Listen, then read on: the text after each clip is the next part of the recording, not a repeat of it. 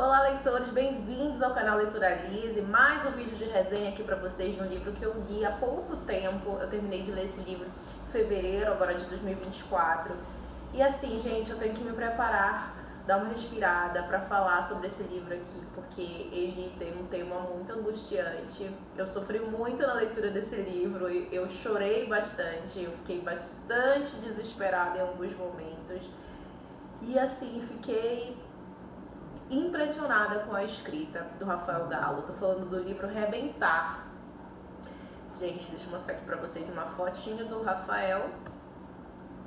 Esse livro aqui, ele ganhou o prêmio São Paulo em 2016, só que ele ganhou uma nova versão, inclusive com mudanças significativas na história, que essa nova versão é de 2023. Então eu não li a primeira versão, eu li essa versão aqui, que é a nova, né? Versão atualizada de Rebentar. O que vai falar esse livro, gente? Esse livro ele vai tratar de uma temática que, para quem é mãe, é desesperadora. Vai falar sobre a temática de filhos desaparecidos.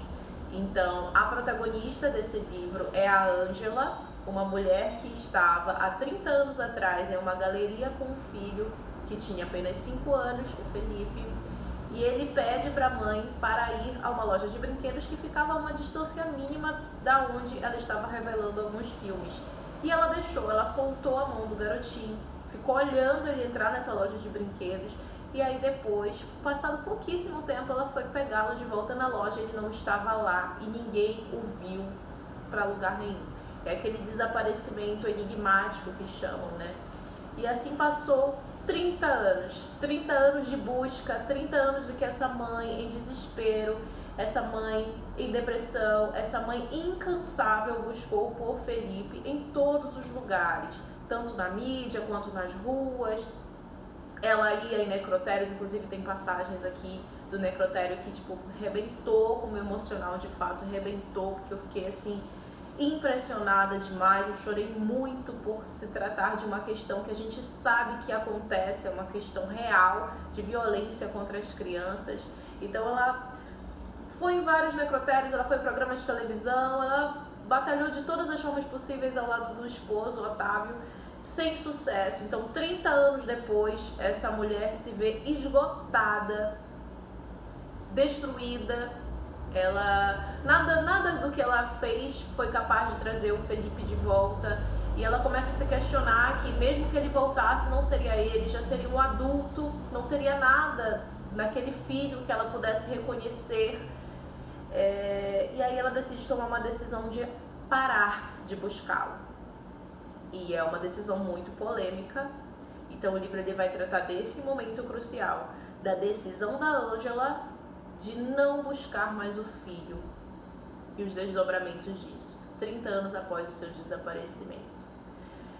Gente, lógico, o primeiro momento, acho que assim, a primeira coisa que a gente tem um impacto é julgar de repente a mãe, dizer como é que você tem coragem de desistir, mas não se trata de desistência, ela fala o tempo todo isso no livro, é muito mais profundo do que se pode descrever. Quando você passa por uma situação assim que eu acho inimaginável, assim, mas acontece, né? Você não tem nenhum limiar do sofrimento, porque quais seriam assim os limiares da existência, gente? A vida e a morte é o que define assim o curso, né, da existência de fato.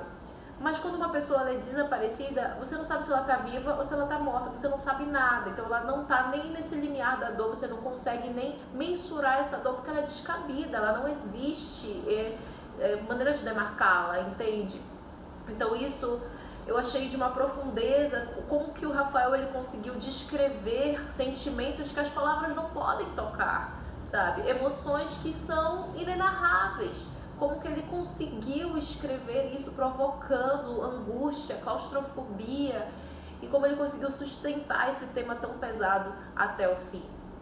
Um fato assim até curioso, eu publiquei um livro, e inclusive eu venho aqui falar sobre isso, um vídeo em breve aqui no canal, Mas nesse meu livro eu tenho um conto que eu escrevi bem antes de ler o livro do Rafael, que se chama 4:30, que também vai falar de uma mãe que perde uma filha em uma loja de relógios. Então eu faço ali uma analogia com relação ao tempo, porque é como se o tempo não existisse, o tempo parasse de imediato ali naquele momento em que a filha foi desaparecida. E é curioso porque o Rafael foi por uma linha, essa mesma linha, assim. Eu não me sentiria capaz de escrever uma história, um romance extenso com essa temática, porque eu acho ela muito, assim, pesada demais. Mas aguentei ler até o fim com muita angústia, porque é um texto incrível, muito bem escrito, é um livraço, assim, é fenomenal de fato. E muito merecidamente ganhou o prêmio. Eu não sei quais foram o tamanho das mudanças, né? Acredito que houve sim algumas mudanças bem significativas para essa nova versão, mas só essa história ser sustentada do início ao fim de um romance extenso, como ele conseguiu sustentar isso sem perder o tom dramático que isso tem, e é digno de aplausos mesmo, sabe? Aqui tem outros personagens importantes que retratam também alguns problemas de desigualdade, como a Dora, que é a líder do Mães em Busca. Também tem ali a sobrinha Isa, que era que era prima, né, e super amiga do Felipe quando eram crianças, e como ela teve aquela infância também perdida, sempre às sombras da tristeza e do luto, né, pela perda do Felipe, não poderia ser diferente. Uma coisa um ponto muito tocado no livro também é a questão da casa. Ângela, os pais mantiveram a casa por 30 anos, intocável, assim, eles sempre estavam fazendo reformas para que a casa ficasse do mesmo jeito, para o Felipe um dia reconhecesse a casa de repente, sabe? O quarto da criança, ele era intocável, então os mesmos brinquedos, a cama arrumada da mesma forma, a cortina, era como um santuário ali.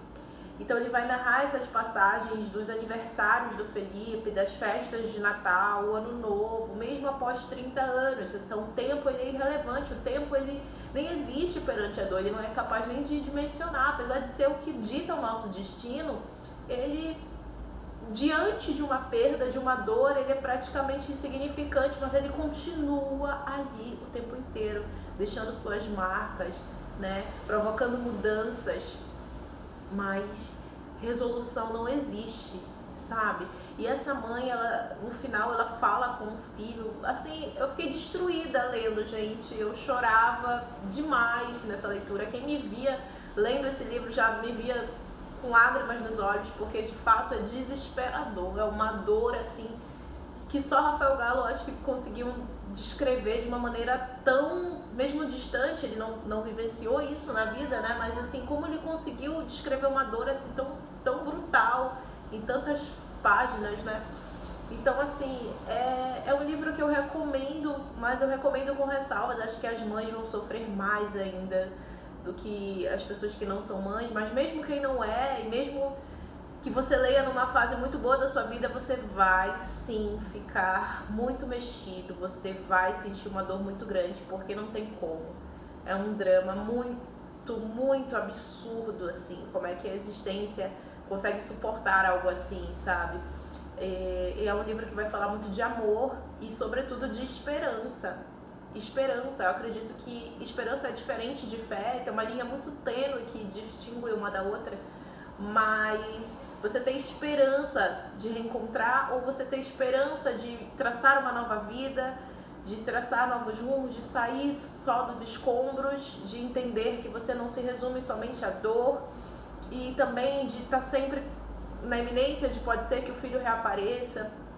Tem também uma parte incrível aqui, que é quando ela recebe o retrato do filho, né, por computação gráfica, de como ele estaria 30 anos depois, e ela fica impactada com aquilo dá um choque de realidade emocional nela terrível, ela não reconhece o filho em nada daquele envelhecimento digital.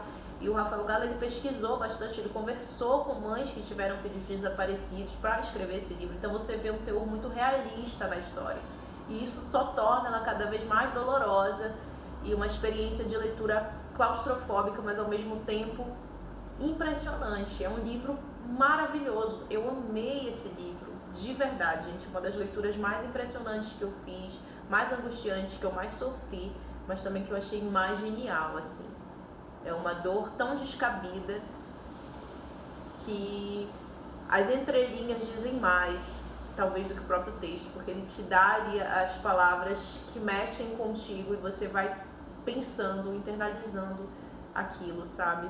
Enxergando a dor dessa mulher de uma maneira, como eu falei, né, tão descabida que não tá nem nos limites entre o existir e o não existir.